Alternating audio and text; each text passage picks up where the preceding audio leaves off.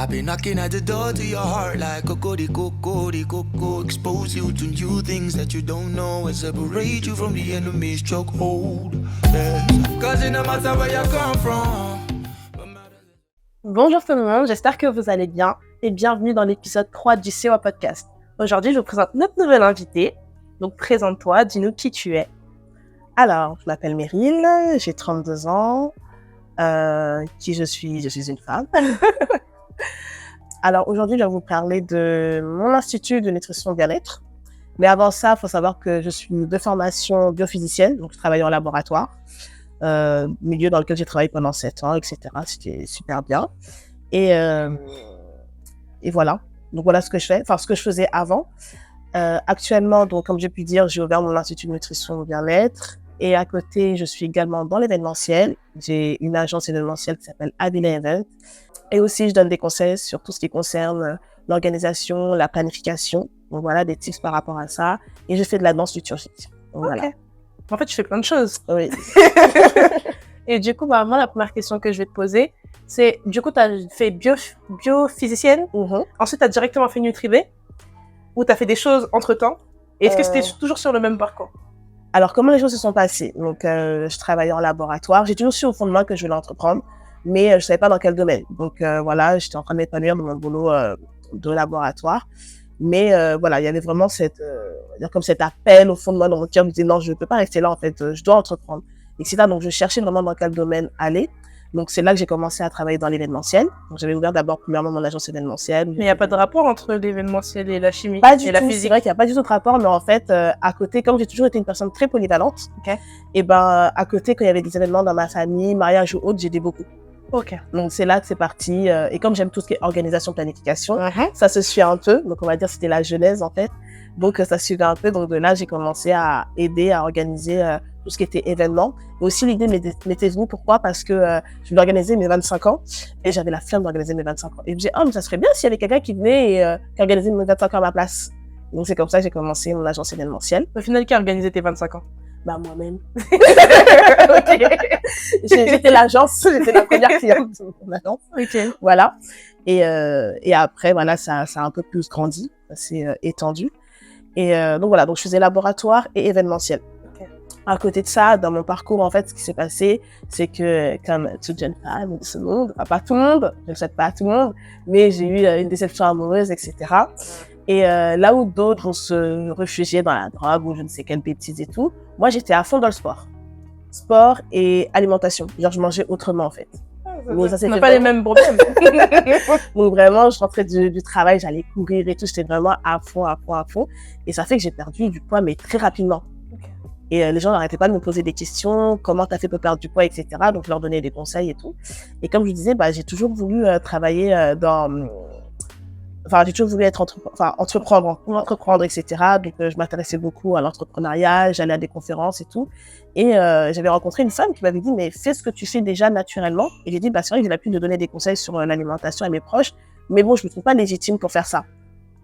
Et de là, elle m'a dit, mais non, tu peux, tu as ton expertise, donc tu peux le faire. Et donc, c'est parti de là, en fait, où je me suis orientée vers la nutrition. Donc, le conseil qu'elle t'a donné, en vrai, c'est, si tu veux entreprendre quelque chose, fais juste ce que tu sais faire, en bien, et tu vends ça en fait. Exactement, voilà. C'était pas tant le diplôme, mais c'était plus l'expérience qui allait parler pour toi en fait. Ok. Et ce qui est drôle dans mon parcours, c'est que quand j'avais fait mes études pour travailler en laboratoire, en première année, j'étais dans une phase où je me posais un peu des questions, est-ce que c'était vraiment là où je devais aller, etc. Et comme on sait, en général, chaque première année, en général, les gens changent toujours d'orientation au cours de l'année. Et j'avais une de mes camarades de classe qui avait commencé son BTS avec nous. Et au bout de 3 mois, elle a changé, elle s'est dirigée vers le BTS diététique. Et je me souviens qu'on était allé la visiter, etc. Et j'avais vu ses cours, j'ai dit, ah, mais tes cours, ils ont l'air trop bien et tout. Ça m'intéresserait trop de faire ça. Non, comme ça, diététique, moi, ça me fait penser à quand les diététiciens, ils venaient en primaire et ils te disaient, ouais, le chocolat, c'est pas bien. Ouais, non, ça n'a rien à voir, ça a bien changé depuis. Ils ont évolué. Et du coup, j'avais dit, tes cours, ils ont l'air super intéressants et tout. J'aimerais bien faire ça. Mais bon, comme j'ai déjà commencé autre chose, voilà. Et donc il y a eu ça, et puis souvent j'embêtais beaucoup ma mère parce que du coup origine africaine, donc ça fait qu'on aime bien faire à manger avec beaucoup d'épices, etc. et tout. Et tout le temps je lui disais, mais on mange trop gras, c'est pas normal, etc., etc. Et tout le temps, même, elle se moquait de moi, elle dit, mais toi, je sais pas comment tu vas faire plus tard dans ton foyer, on va manger que des tomates. C'est vrai que tout ça, je le fais un peu. Mais voilà. Donc, c'est vrai qu'il y avait déjà ces différents indices, en fait, qui me dirigeaient déjà vers là, mais à l'époque, je n'étais pas du tout concentrée. Donc, voilà comment les choses se sont faites. Je commençais, du coup, à donner des conseils au niveau de la nutrition, du sport. Mais sur base de ton expérience et Exactement. pas de tout ce que t'as fait. Exactement. Et du coup, est-ce qu'aujourd'hui, tu as fait une formation ou quelque chose de plus approfondi dans la nutrition, ou tu es resté sur base de ce que tu sais et t'as auto-appris? Tu as été autodidacte? D'accord. Alors, du coup, ce que j'ai fait, j'aurais pu me lancer comme ça en étant autodidacte, etc. Mais je me sentais pas légitime de faire ça comme ça. Voilà, moi, je suis quelqu'un de très studieuse et donc, il me fallait absolument une formation. Donc, au début, ce que j'ai fait, c'est que j'ai cherché, du coup, à intégrer une formation diplômante, etc. Donc, je suis passée par un BTS diététique. Donc, je me suis inscrite, du coup, à un BTS diététique à distance. Donc, j'ai fait ça pendant un temps, je suivais les cours, etc. C'était à mon rythme. Et voilà. Mais par la suite, du coup, j'ai pas fini mon BTS. Je me suis dirigée vers une autre formation, mais toujours en nutrition. Et voilà, donc je me suis formée du coup pour faire mon travail. Et bien sûr, de toute manière, la nutrition, tu peux pas juste sortir en étant diplômée et tu t'exerces. Tu es obligé toi-même de pouvoir te former toute seule en fait. Parce que ça évolue tout le temps, comme tu as donné l'exemple à l'époque, comme on disait, tu dois pas manger ci, tu dois pas manger ça. Donc c'est une chose qui évolue à chaque fois. Donc tu dois toi-même te former à chaque fois.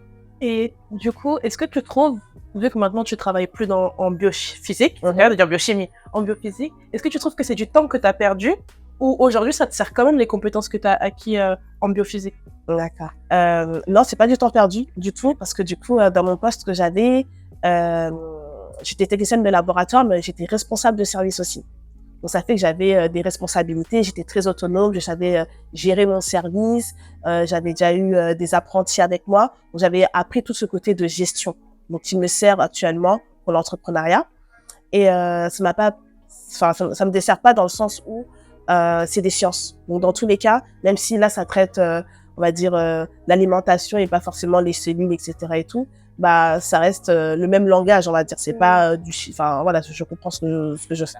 Ok. Du coup, ma question, je sais pas combien de question, c'est, du coup, à côté, tu as dit que tu faisais Avila Events, qui était, du coup, une agence événementielle. Le rapport entre l'agence événementielle et, du coup, NutriB, c'est, on va dire, l'entrepreneuriat. Oui. Mais qu'est-ce qui t'a dit, à quel moment tu t'es dit, ok, je vais ouvrir une agence? Parce que certes, t'as organisé tes 25 ans toute seule, comme tu nous l'as dit. Mais à quel moment tu t'es dit, ah, mais en fait, c'était trop bien, je vais refaire et puis je vais offrir aux autres? Ça s'est fait assez rapidement, hein. Honnêtement, quand, voilà, je pensais à mes 25 ans, directement avec une copine d'abord, j'ai commencé. On s'est dit, donc déjà avant, ça s'appelait pas du tout Avila Event. Le nom, il a changé 3 fois. Ok. On va reparler de ça. Donc, du coup, on avait commencé ensemble et directement, on s'est dit, on va offrir nos services, en fait. C'est comme je t'ai dit, moi, j'ai toujours voulu entreprendre. Donc, pour moi, c'était, voilà, il y avait un projet, bah, je le fais. Donc, voilà. Donc, voilà comment ça s'est fait. Ok. Et du coup, donc, NutriB, du coup, Nutri, ça veut dire nutrition. B. Alors, c'est NutriB. Ok, donc, B, en anglais. Voilà. Yeah, c'est ça. Ok. Donc, NutriB, donc, il y a nutrition et B de bien et être. Ok. Mais bien-être, c'est 2 mots. Bon, ok. Oui, mais en fait, il y a bien-être et il y a le bien et être. En fait, je voulais insister sur l'être en lui-même. Ok. Donc, tu vois la nuance? J'ai un peu capté. Mais du coup, ça veut dire que au sein de ton institut, tu fais quoi? Tu fais des plats pour les gens?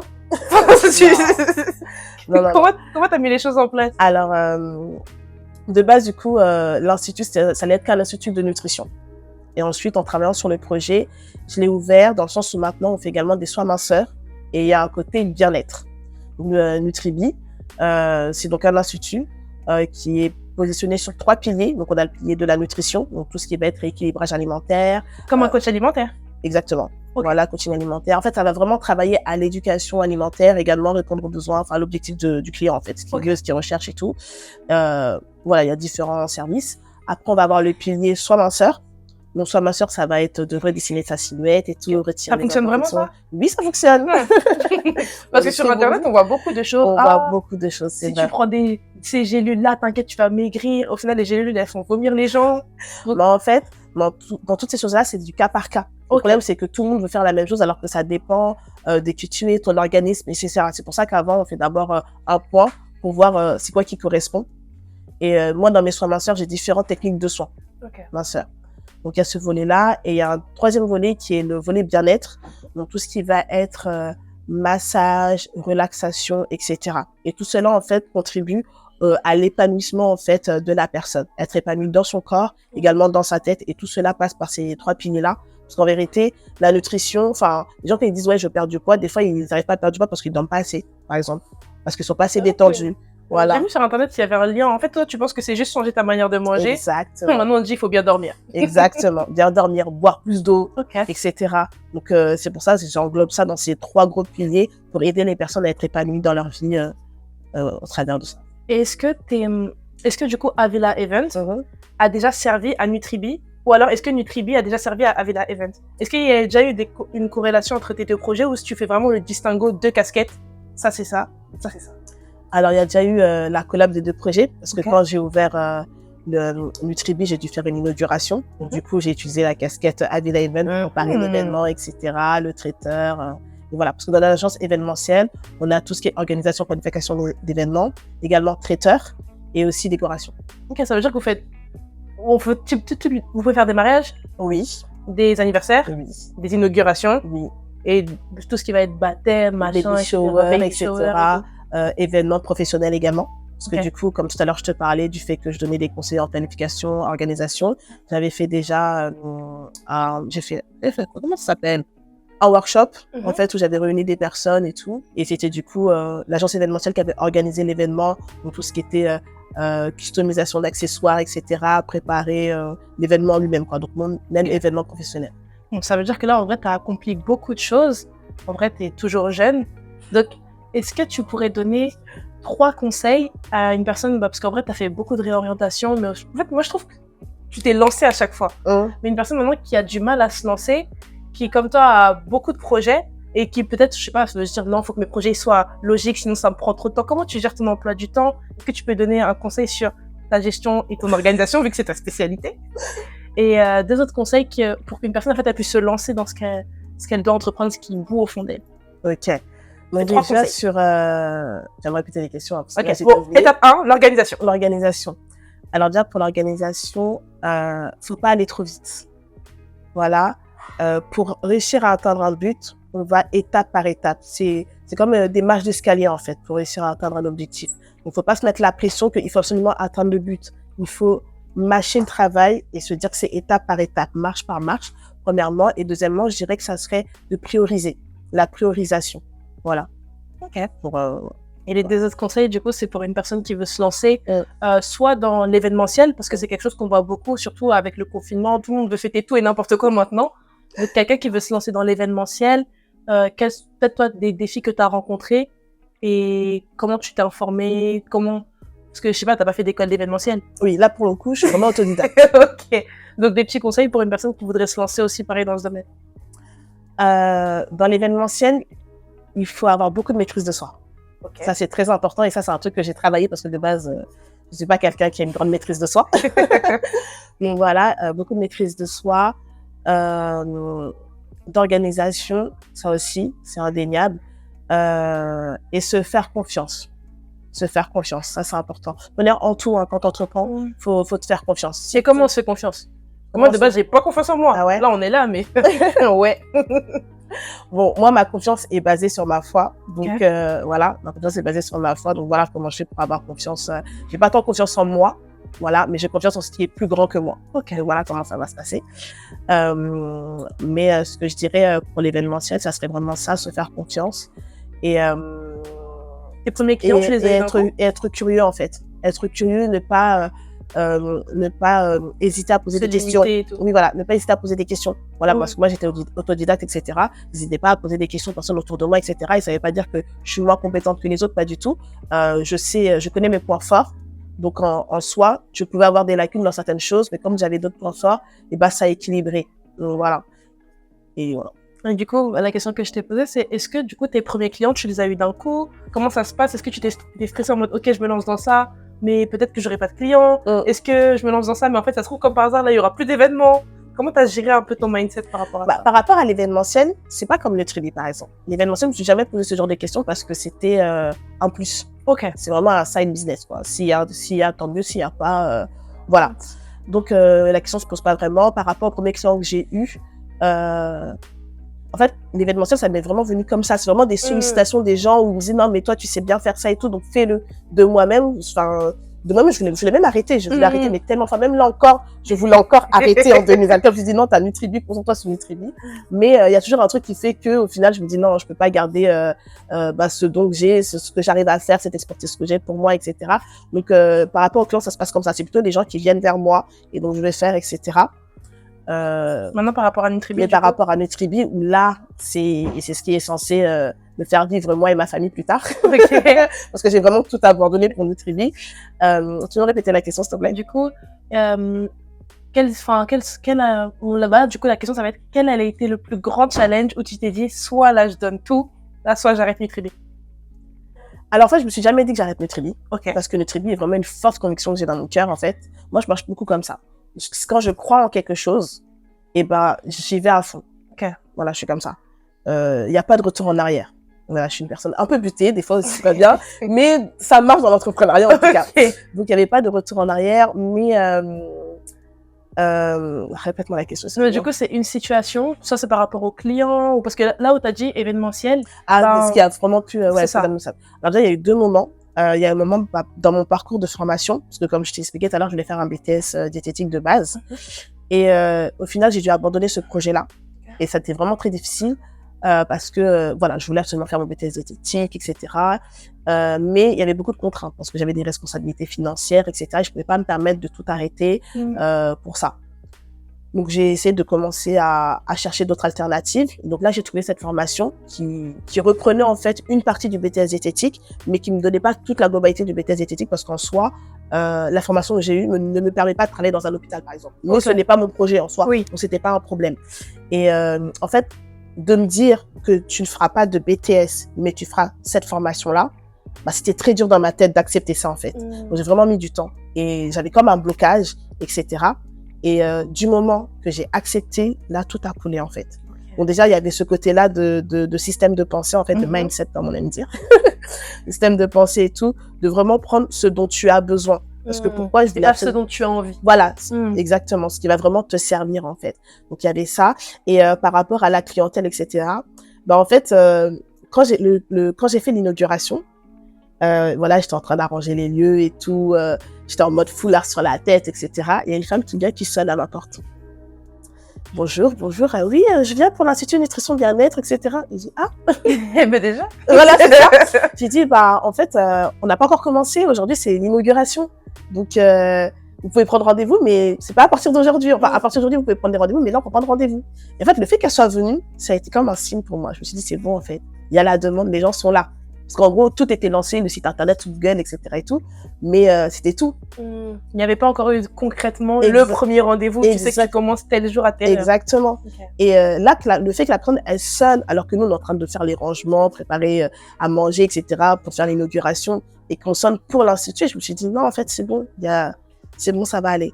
Mais après, c'est toujours un travail tous les jours de système de pensée. Et puis, pour avoir des clients, faut juste suivre le processus parce que là, actuellement, je fais pas beaucoup de communication, mais j'arrive à avoir des clients. Donc, je me dis, mais si Meryl, tu donnes vraiment les moyens de vraiment travailler la communication. Il faut se mettre dans la communication, là. Ouais.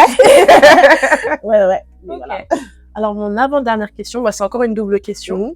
C'est comment tes proches, tes amis, ta famille t'a soutenu ou peut-être combattu, ça dépend. Parce que, par exemple, il y en a d'autres personnes, c'était KO. Et comment tu arrives à trouver un équilibre, du coup, entre Avila Event, Nutribi et ton foyer. Ok. Donc déjà, quand tu te lançais dans le projet, est-ce que ta famille elle t'a soutenu ou alors c'était en mode mais Meryl, qu'est-ce que tu fais là? C'était oui, Meryl, qu'est-ce que tu fais? Okay. Parce que du coup, je suis en laboratoire, il y avait le prestige quand même d'être laborantine. J'avais grimpé les échelons, j'avais un bon salaire. J'étais dans une très bonne boîte, j'avais des super collègues, c'était comme ma famille et tout. Et là, j'arrête tout. Okay. Personne ne comprend pourquoi tu t'es pas mis dans ton travail. En plus, tu changes d'échelon à chaque fois. Enfin, c'est pas comme si j'étais restée 7 ans au même poste. Non, j'ai vraiment bougé. J'étais très polyvalente également sur mon poste, etc. J'ai vraiment beaucoup de perspectives. Mais, comme je l'ai dit, dans mon cœur, je sentais que je devais pas rester là, en fait. Donc, en fait, c'était soit tu décides de rester là parce que ça fait plaisir à la société, t'as la casquette, oui, je suis laborantine, etc. et tout. Soit tu décides de faire ce pourquoi ton cœur, il bout, en fait. Donc, voilà. Donc, non, autour de moi, ma famille proche, surtout ma mère. Mais bon, ça, c'est la mère parce que le côté sécurité, oui. voilà. Elle se dit, mais où tu vas, ma fille, t'as fait des diplômes, parce que tout le temps, elle me disait ça. Elle dit, mais donc, tes années d'études, ton école privée qu'on a payée, tout ça, ça n'a servi à rien. Je dis, mais non, au contraire, ça m'a servi, etc. Donc, je dirais pas combattu, mais il n'y avait pas d'énorme soutien au début. Il n'y avait pas d'énorme soutien. Donc, au début, voilà, je me donnais les moyens. Comme j'ai dit, moi, quand j'ai une idée en tête, je fonce. Voilà, je fonce. Et ils me connaissent, ils savent que je suis comme ça. Donc, je fonce, etc. Et quand ça a commencé à porter du fruit, et ben là, le soutien est venu. Là, le soutien est venu. Là, c'est comme ça avec la famille. Voilà, exactement. Après, au niveau des amis, etc., il y a eu du soutien. Ok. Au niveau des amis, il y a eu du soutien, etc. et tout. J'ai quand même un bon environnement amical, qui sont quand même bien entrepreneurs et tout, donc ils comprennent. Donc ça va. Oui. Ok. Et du coup, maintenant, l'équilibre entre ta vie ton foyer, Mm-hmm. Avila Event, Nutribi. Alors, l'équilibre entre tout ça, déjà, à Avila Event, je suis pas seule. Ok. Trop bien. J'ai une petite équipe qui s'est raccourcie, enfin qui s'est rétrécie, mais on va essayer de l'agrandir encore davantage. Mais voilà, je suis pas seule pour Avila Event, et comme j'ai pu dire, c'est vraiment un supplément. Donc c'est pas tout le temps. C'est pas tout le temps. Et donc ce que je fais, c'est quand il y a des événements, par exemple quand j'ai des mariages ou autres, je m'organise. Ça, l'importance de l'organisation et de la priorisation. Je m'organise de façon à ce que je puisse libérer du temps pour travailler pour Avila Event. Comme c'est pas tout le temps en fait. Ouais. Voilà. Ensuite, l'équilibre du coup entre, on va dire, mon foyer et Nutribi, on va dire, ça va être, pour l'instant, l'équilibre. En fait, c'est me forcer à me dire, parce que quand on entreprend, on n'a pas de limite d'heure. Ouais. Tu travailles tout le temps en vérité, même quand tu dors, tu réfléchis, etc. Tu réfléchis tout le temps. Tout le temps. Et donc en fait, je me suis fixé des barrières. Je me suis dit non, à partir de tel moment, je ne touche plus à mon ordinateur. Enfin, déjà, j'ai un numéro professionnel, donc ça veut dire à partir de telle heure, je ne réponds pas aux messages et tout. Les week-ends, j'y touche pas. Tu vois, le week-end, moi, j'ai pas le temps parce que, comme j'ai dit, quand je me suis présentée, je fais de la danse. C'est pas juste je fais de la danse comme ça, non. C'est que je suis impliquée dans mon groupe de danse. Donc voilà, donc les week-ends, j'ai pas le temps. Donc en fait, voilà, c'est vraiment me fixer des jours précis et des horaires précis. Voilà comment je fais pour pallier à tout. Mais c'est pas toujours facile. Hein. Ok. Est-ce qu'il y a des ouvrages, des personnes, des vidéos, je sais pas, mais des choses qui t'ont permis d'acquérir cette mentalité, dans le sens où tu as dit tout à l'heure que tu te battais souvent contre les pensées limitantes, etc. Donc, est-ce qu'il y a des choses que tu as mis en place, dans tout ce que j'ai dit, qui t'ont aidé, que tu peux conseiller aux gens qui me suivent? Les choses qui m'ont aidé, encore une fois, comme j'ai dit tout à l'heure, c'est vraiment ma foi. C'est vraiment ma foi, moi, sur laquelle je m'établis. C'est ma base, en fait. Donc, ça m'a beaucoup aidé. Également, les personnes autour de moi. Donc, déjà, je vais pas aller très loin. Mon père. Voilà. Il vient de l'Afrique, orphelin de père. Il est arrivé en France, il a fait ses études, etc. Enfin, il s'est battu tout seul. Et quand je vois sa vie, et même là, encore aujourd'hui, il a plus de 60 ans, il a encore plein de projets. Je me dis, mais gars, t'arrives à la fin. T'arrives à la fin, en fait. Comment ça se fait, t'as encore plein d'énergie? Là, je me dis, non, t'as pas de raison, t'as pas d'excuse, t'as tout. Donc, voilà. Donc, c'est des personnes inspirantes, en fait, autour de moi, tout simplement. Que ce soit mes mentors. Et au niveau des ouvrages, ah oui, il y a un film que j'ai vu, qui s'appelle Girl Boss. Ce film-là, quand je l'ai vu. C'est le film de qui? Je saurais pas te dire, je sais pas la mémoire des noms. Mais en tout cas, il s'appelle Girl Boss. Il était sur Netflix, je sais pas s'il est toujours sur Netflix, mais il m'a retourné la tête. Il m'a retourné la tête, ce film-là et tout. C'est l'histoire d'une jeune fille qui galérait, qui avait rien, qui était allée acheter une veste vintage. Elle est partie la revendre et en fait, elle a vu que ça marchait. Elle a commencé son business comme ça et tout. Donc voilà. Après, on connaît Jean-Michel Obama, Oprah. Mais tu les suis pour de vrai? Alors, pour de vrai, non. Parce que nous, on aime bien voir les gens comme ça. Après, on est en mode, ah ouais. Non, je les suis pas pour de vrai. Parce que moi, comme je l'ai dit, c'est vraiment ma base, c'est ma foi. Donc, en fait, si c'est pas des personnes qui ont forcément ma foi, ça va être compliqué. Donc, voilà. Mais en fait, c'est des personnes qui vont me challenger. Voilà, c'est plus dans ce sens-là, ça va me challenger. Et les personnes que je vraiment suis, il y a mon mentor en entrepreneuriat qui s'appelle Aurélie Alama. Et elle, c'est celle qui m'a, dès le départ, m'a donné le conseil, comme j'expliquais tout à l'heure. Ouais. Et en fait, ce qui est marrant, non, c'est que j'ai rencontré une étape de ma vie. Donc moi, j'ai évolué et elle aussi, elle a évolué. Donc c'est ça, en fait, qui fait que ça me stimule encore plus. Et elle, je la suis vraiment, etc. Donc voilà ce que je peux dire. Ok. Et enfin, dernière question. Ben oui, comme tu fais de l'événementiel, où on peut te retrouver? Comment on prend contact? Alors, pour l'événementiel, on prend contact. En général, c'est beaucoup de bouche à oreille. Comme j'ai dit, franchement, bouche à oreille. Mais sinon, on est sur Instagram. Mais c'est vrai qu'on n'est pas très actif. On est sur Instagram, Avila Event, tout simplement. avila.event. Et du coup, est-ce que tu as des choses à nous montrer de Nutribé, etc. On t'écoute. Du coup, je t'ai amené un cadeau.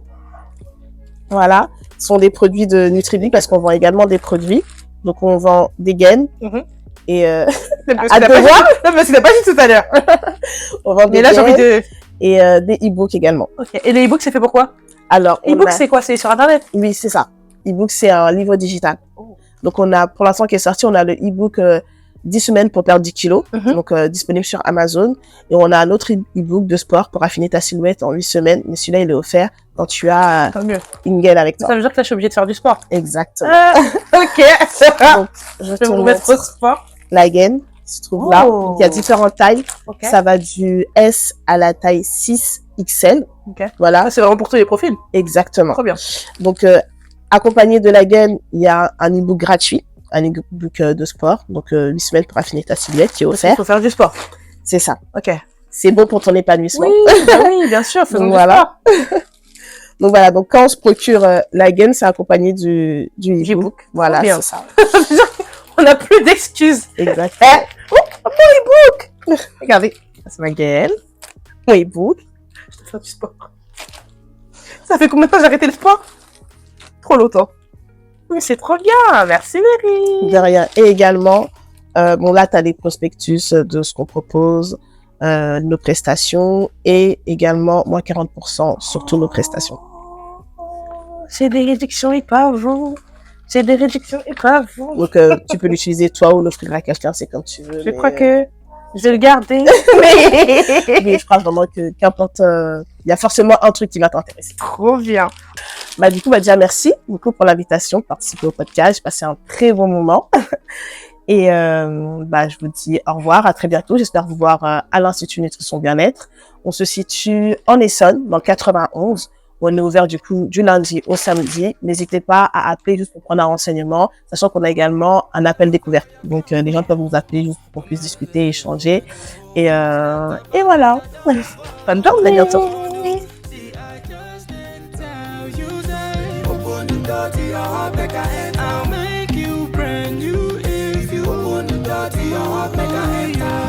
Knocking at the door to your heart like